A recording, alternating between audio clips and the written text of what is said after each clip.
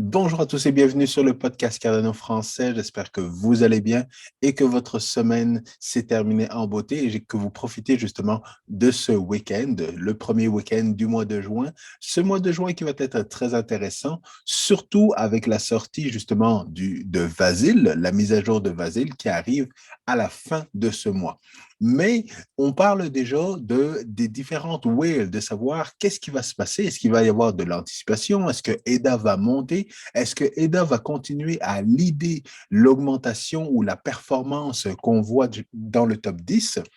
Dans les derniers jours, on voit que EDA, justement, a continué dans les 7 derniers jours. Il était à 20% d'augmentation. Il était à plus que ça dans les dernières 24 heures. Mais là, on redevient justement avec un marché dans le rouge et les whales sont très à la vue de ce qui se passe. Et vous devriez être également très à la vue parce que ce que les whales font, eh bien, ont un impact justement sur votre investissement, sur votre manière de voir les choses, de profiter des différentes occasions. Et c'est pour ça que justement, je fais ces différentes vidéos-là parce que justement, j'ai un œil pour ça et je parle justement à certaines de ces whales dans l'écosystème de Cardano. Et je vais justement vous parler de tout ça, savoir si on prépare, s'il prépare un pump and dump ou alors s'il y a seulement de l'accumulation en anticipation de ce qui va arriver dans Cardano, sur le projet Cardano dans les prochaines semaines. Alors, si vous aimez toujours le contenu de mes podcasts, n'oubliez pas de smasher bien fort le bouton like, abonnez-vous à la chaîne YouTube, partagez cet épisode avec le plus de monde possible parce que vous y trouvez de la valeur et parce que vous me trouvez intéressant, bien entendu, mais surtout parce que vous aimez le projet Cardano. Alors, comme je le disais, Cardano, toujours dans le top 10, toujours à se battre contre XRP, à savoir est-ce que je reste en 6e position, je reste en 7e position, qu'est-ce qui se passe? Mais on voit que justement, dans les derniers 7 jours, il y a eu cette grosse performance au niveau de Cardano qui a été plus élevée en termes de gains que les autres altcoins. Alors, on voit toujours que dans le top 10, il y a toujours ces différents stablecoins qui prennent beaucoup de parts du marché. Mais on peut voir également que Solana a eu quelques problèmes justement dans les dernières semaines, dans les derniers jours. Mais à l'époque, on avait également notre ami Terra Luna. Vous savez ce qui est arrivé à Terra Luna, cette affaire du passé ou presque, mais là, on commence à voir Solana qui continue justement d'avoir quelques problématiques. Et ce qu'on se dit dans l'écosystème de Cardano, c'est que c'est pas grave, c'est même plus de la compétition pour nous. Ils vont s'autodétruire tout seuls. Le marché va reconnaître justement les bonnes blockchains des mauvaises blockchains. Et tout simplement, quand ça marche pas, ben ça marche tout simplement pas. Même si on va le voir, le CEO de Solana Lab pense différemment, mais c'est le marché qui est king. Et actuellement, ben, le marché préfère justement la blockchain Cardano à la blockchain Ethereum. Alors, on voit que le sentiment quand même du marché est toujours difficile. La semaine dernière, et même il y a quelques jours, on était encore une fois à un Fear and Greed Index qui était à 10. Là, on est remonté à 14, mais on est toujours dans une situation de extreme fear. Donc, c'est toujours un bon moment d'investir, de faire du DCA et d'être patient avec le marché pour attendre justement que ça continue, parce que c'est quand il y a du sang dans la rue qu'il faut investir, et évidemment pas quand tout le monde est euphorique. Alors, je passe rapidement parce que je veux arriver dans le vif du sujet de la vidéo, bien entendu. Mais au niveau de Bitcoin, ce qu'on peut voir, c'est que on commence à avoir des discussions au niveau de l'accumulation de Wyckoff. Parce qu'on en parlait énormément cet été et dans la dernière année avec justement la distribution de Wyckoff, l'accumulation de Wyckoff. Et là, comme on voit, on est en train de reproduire certaines choses qu'on a vues dans le passé, une chute, une accumulation et puis une remontée. Alors là, on voit la même chose, une chute, une accumulation et on commence à revoir justement, à chercher des indices au niveau de cette accumulation de Wyckoff qui nous permettrait d'avoir certains repères pour savoir, eh bien, est-ce qu'on est justement dans le spring, est-ce qu'on est dans la phase préliminaire justement de cette accumulation-là. Là, je vais bouger ma face et justement d'essayer de reconnaître justement ces différents éléments et de savoir quand est-ce que justement on va avoir un breakout. Mais comme je vous le disais dans les dernières semaines, c'est difficile lorsque le marché est contrôlé par la Banque centrale américaine qui joue du yo-yo et qui commence à reconnaître, on l'a vu cette semaine, qui commence à reconnaître que l'inflation justement est beaucoup plus importante que ce qu'ils avaient évalué il y a un an. Il y a un an, il nous disait que c'était passager, que ça allait passer, que tout allait revenir dans l'ordre. Et là, ils commencent à comprendre que finalement, ben, c'est plus grave que ce qu'ils avaient imaginé, alors que tous les bitcoins maximalistes et beaucoup de gens en crypto, moi-même y compris, eh bien, nous savions que cette inflation ou cette crise économique n'allait pas durer, que tout ce qu'ils ont fait pendant la crise de la COVID, d'imprimer de l'argent, de distribuer de l'argent et d'aider les entreprises, eh bien, ça n'aidait pas la situation. Ça l'a aidé sur le court terme, mais sur le long terme, évidemment, c'était très dommageable pour l'économie. Et là, on s'en va encore une fois vers une récession qui va être beaucoup plus brutale. Et qu'est-ce que ça va faire au niveau de Bitcoin et des crypto-monnaies? Eh bien, c'est la première fois que ça va arriver. Donc, il faut être très prudent dans vos investissements, dans la manière de faire de l'investissement, de faire du DCA, parce que justement, on peut faire du DCA pendant un certain temps, mais il ne faut pas le vider alors qu'on ne sait pas si ça va aller plus bas ou si ça va aller plus haut.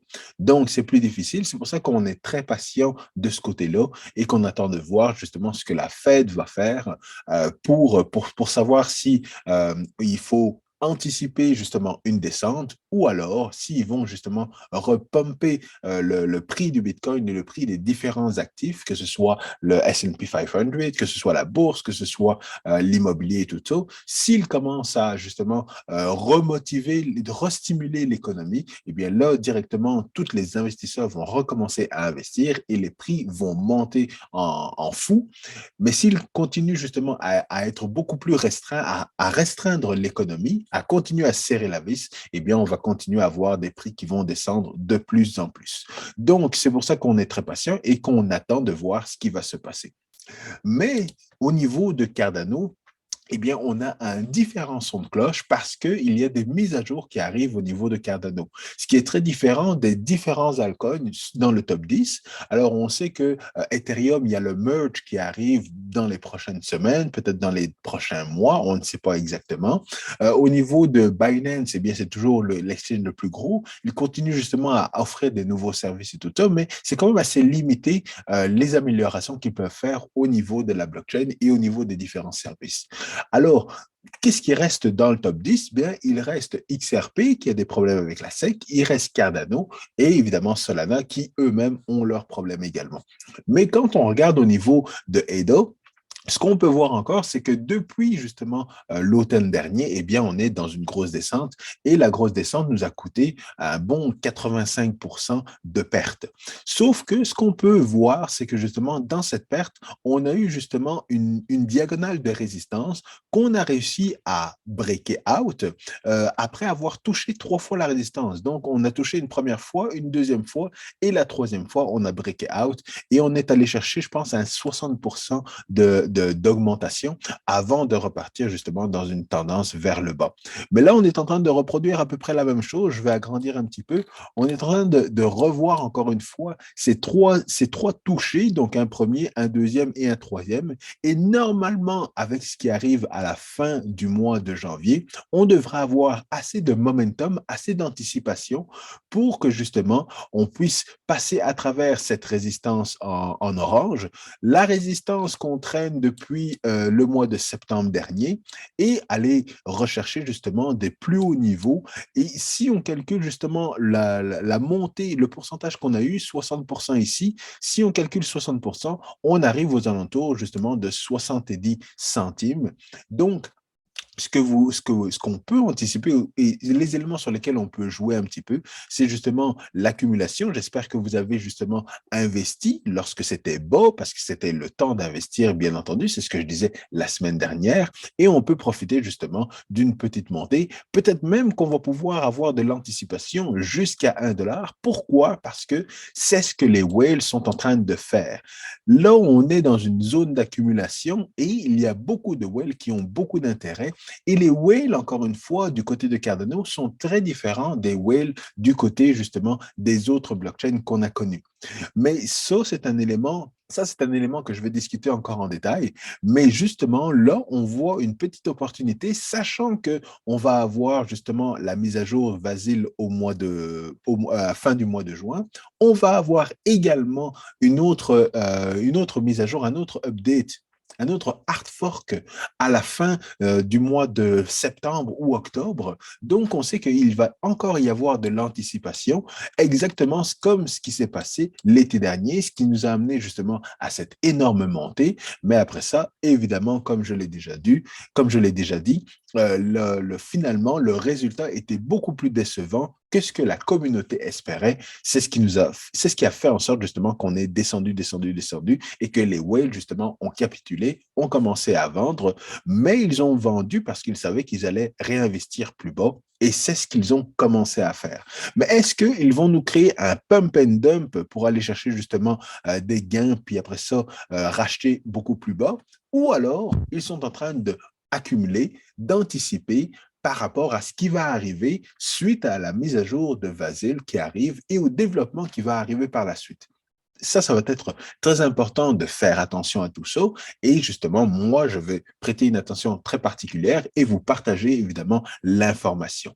Mais avant tout ça, ce qu'il faut savoir, c'est que des temps comme aujourd'hui, des temps durant lesquels la tendance est à la baisse, eh bien, ce sont des bons moments, évidemment, pour justement s'éduquer, pour se former. Et c'est pour ça que je vous reviens encore avec les formations de mon ami Paul. Il a baissé les prix parce qu'il sait que justement, on est dans une tendance baissière. Je ne dirais pas encore une fois qu'on est dans un bear market en tant que tel, mais on est dans une tendance baissière, ce qui nous permet justement de relaxer un petit peu, refaire des formations, s'éduquer, parce que quand ça va repartir, ça va repartir pour de bon. Et à ce moment-là, ben, ce ne sera pas le temps de justement chercher des formations. Donc, si vous êtes intéressé, la formation de trading de base, la formation plus avancée, la formation de DeFi sont des très bonnes formations à suivre parce que notamment la formation de DeFi va vous permettre de justement trouver les bons éléments, les bonnes plateformes et les bons projets qui vont vous permettre justement d'avoir des rendements passifs parce qu'il n'y a pas encore de DeFi sur Cardano. Il n'y a pas encore de vrai DeFi, de vrai lending et de toutes ces plateformes qui vont vous donner des rendements passifs. Donc, c'est le meilleur moment de voir ce qui se fait sur les autres plateformes, de suivre la formation et de vous préparer pour pouvoir repérer les projets DeFi dans lesquels ça va valoir la peine d'investir sur Cardano prochainement. Donc, soyez attentifs à tout ça. Si vous êtes intéressé, n'oubliez pas, vous avez le code podcast Cardano 10 pour avoir un rabais sur les différentes formations. Et donc, comme vous le savez, il n'y a plus beaucoup de compétition par rapport à la blockchain Cardano. Pourquoi?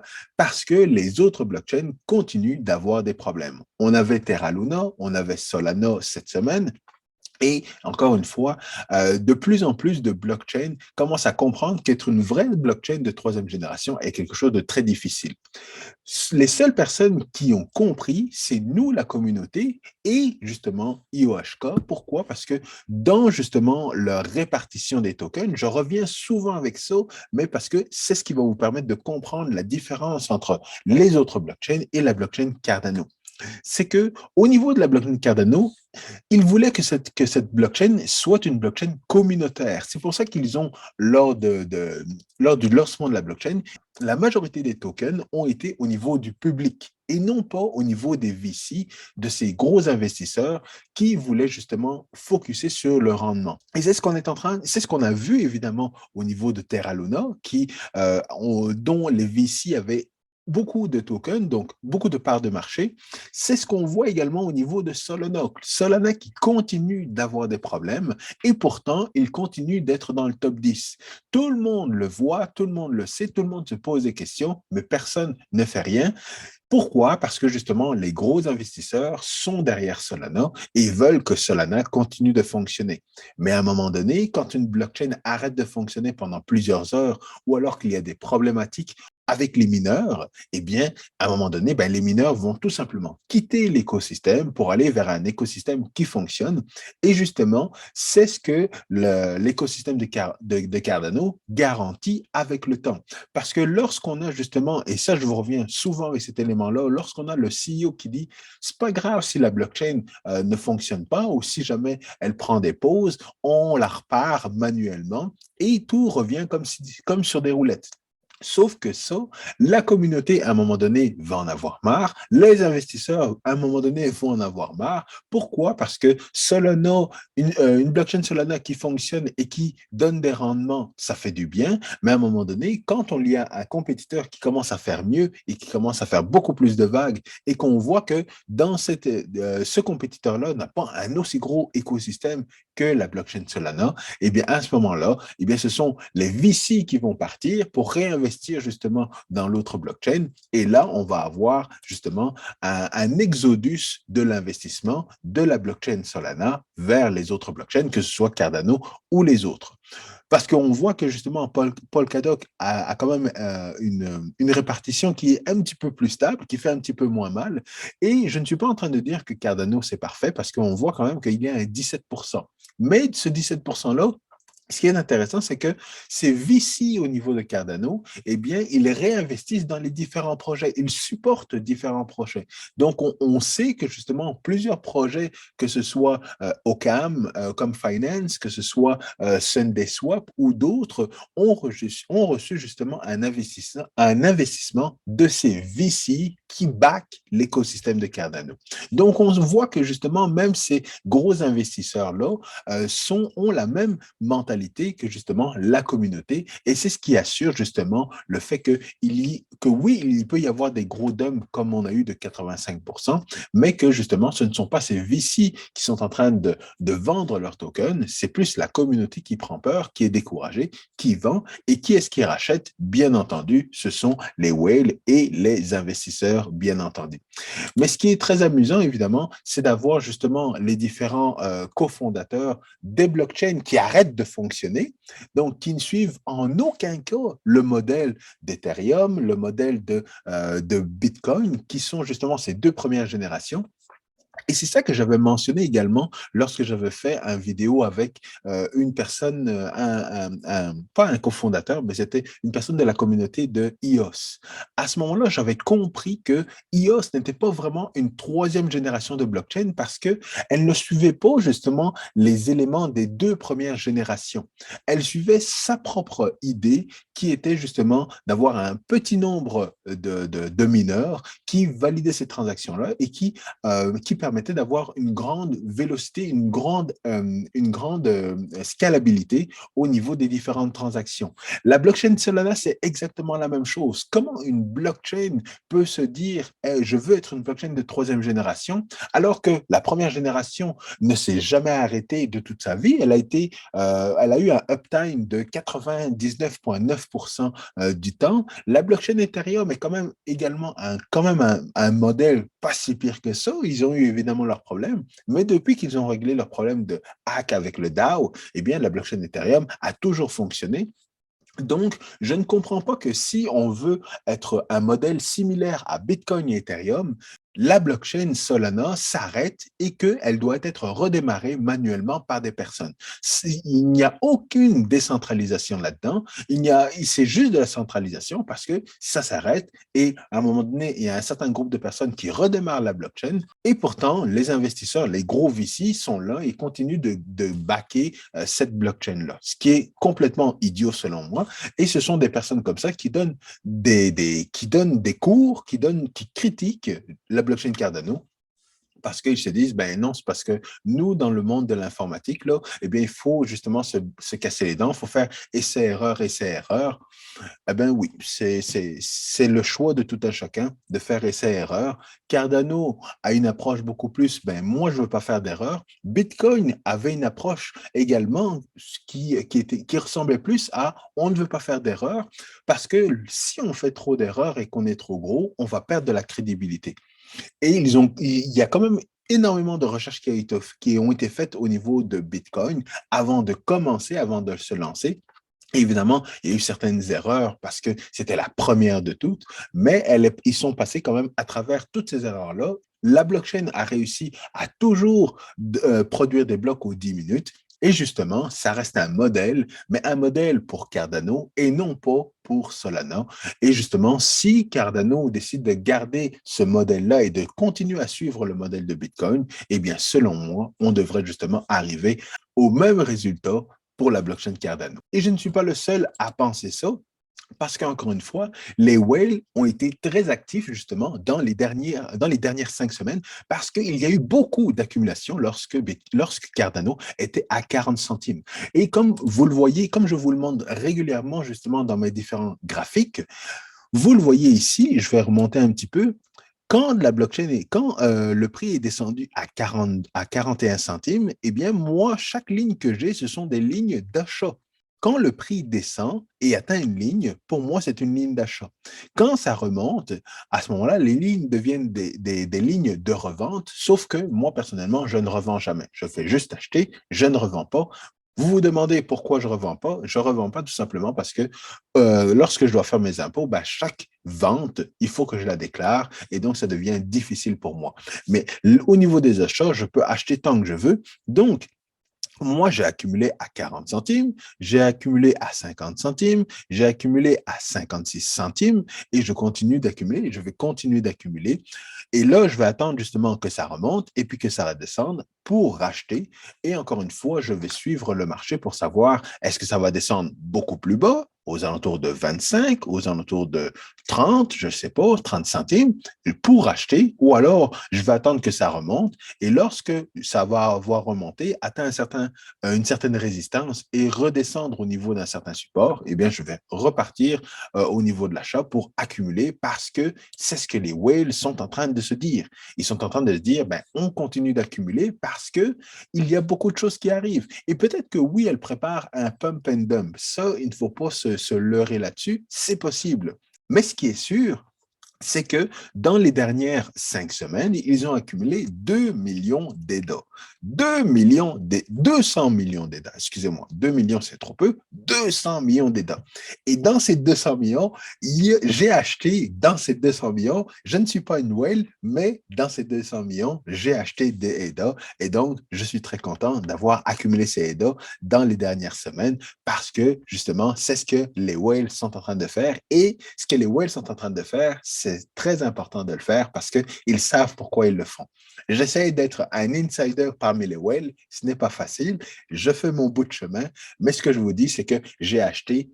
Pourquoi? Parce que je sais que par anticipation de ce qui arrive, pas juste ce qui arrive dans les prochains 6 mois, mais dans les prochains jours, mais ce qui va arriver dans les prochains 6 mois, dans les prochains 1 an, dans les prochains 5 ans, ça vaut la peine d'accumuler. Pourquoi? Parce que justement, la manière dont pensent les whales, c'est que actuellement le prix de Cardano est bas par rapport à ce qui est en train de se construire sur la blockchain Cardano. Donc, comme je vous le disais, oui, ça se peut qu'il y ait justement un pump and dump parce que justement, par anticipation du hard fork du mois de juin, eh bien oui, il va y avoir de l'anticipation. Justement, Charles Hoskinson est en train de parler. La semaine prochaine, ils seront justement à Consensus où ils vont démontrer justement ce qui va être développé avec les différents projets qui seront là sur place pour dire oui, nous développons sur la blockchain Cardano, on est en train de faire des DEX, on est en train de faire des stablecoins, on est en train de faire du lending, on est en train de faire des NFT. Voilà ce qu'on est en train de faire, voilà où est-ce qu'on en est rendu. Et donc, ça va créer de l'engouement. Et à ce moment-là, ben justement, Cardano va remonter jusqu'à ce qu'on arrive au hard fork. Après ça, ça va redescendre un petit peu probablement. Et après ça, on va repartir en anticipation jusqu'à justement jusqu'au prochain hard fork qui va arriver justement à la fin de l'été, début de l'automne. Parce que tout ce qui se passe par anticipation redescend évidemment parce que justement, les projets ne seront pas prêts, selon moi, avant la fin de l'année. Et ça, la fin de l'année, c'est pas moi qui le dis, c'est également Charles Hoskinson qui le mentionne.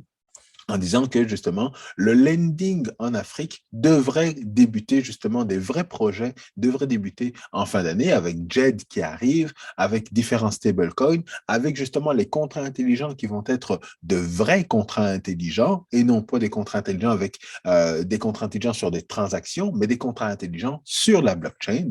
Donc, à ce moment-là, justement, la plateforme, l'écosystème va enfin être apte à recevoir justement beaucoup de développement et pour pouvoir justement développer le DeFi, pour pouvoir développer tout ce qu'on connaît sur la blockchain Ethereum, Solana, Polkadot et ainsi de suite. Donc, tout ça arrive dans les prochaines semaines, mais il faut quand même faire attention parce que justement, il faut quand même, je ne suis pas sûr que ce soit vrai ou exactement vrai ce qui a été dit, ce qui est dit ici, que justement 10% des whales contrôlent 94% de toutes les EDA en circulation.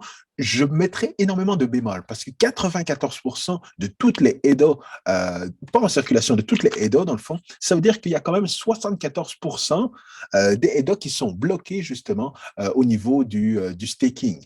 Donc, ça se peut pas que justement des whales contrôlent 94% du supply parce qu'il y a 70% à peu près qui sont justement bloqués, staking, qui bougent pas. Que le prix monte, que le prix descende. Quand le prix était à 3 dollars, on était à 70%. Quand le prix était à 50 centimes, on était à 70%. Donc, ça se peut pas que 10% contrôle, mais il faut quand même que savoir que justement, il y a il y a un pourcentage des whales qui contrôlent quand même une partie du supply de Cardano. Et pour ça, justement, il faut faire du on-chain metrics pour justement déterminer tout ça.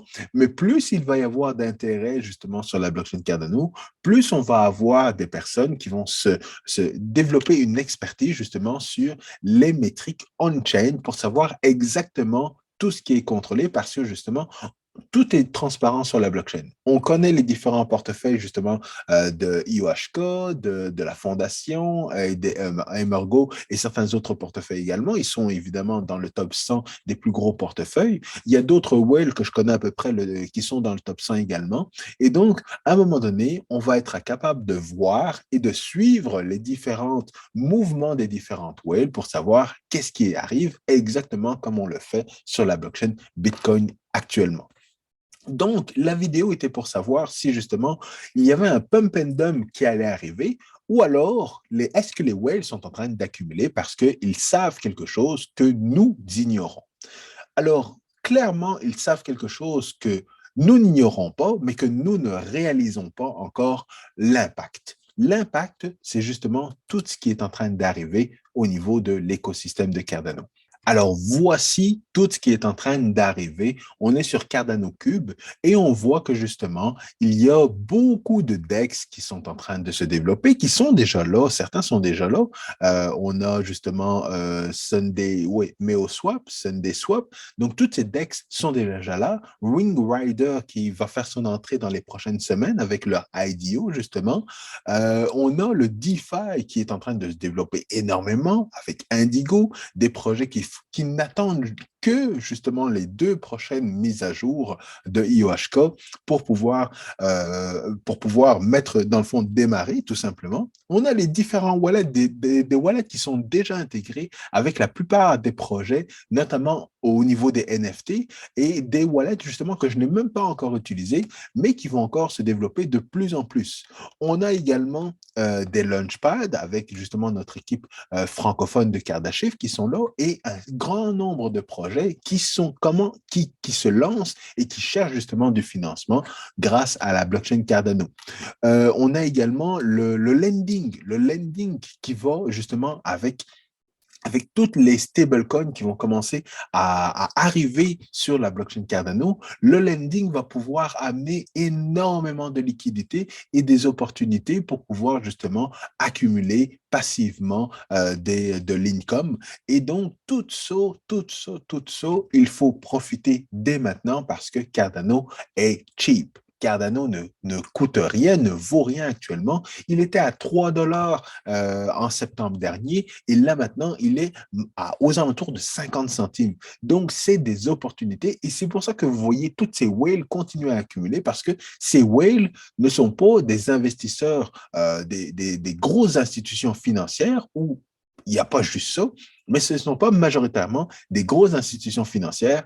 Ce sont des personnes comme vous et moi qui ont peut-être été plus chanceux dans la vie, mais qui voient que justement les fondations de Cardano sont des fondations solides et que c'est là maintenant qu'il faut profiter de ces fondations-là. C'est pas parce que le marché est en train de s'écrouler, c'est pas parce qu'on s'en va probablement dans un bear market que là, il faut arrêter d'investir. C'est le moment où il faut investir massivement dans la mesure que vous êtes capable de faire et pourquoi? Parce qu'il y a tout cet écosystème qui est en train de se développer et ce n'est encore rien par rapport à ce qui va arriver lorsque Cardano aura finalisé les contrats intelligents et aura juste également finalisé justement la mise à jour de Basho au niveau de la scalabilité de la performance.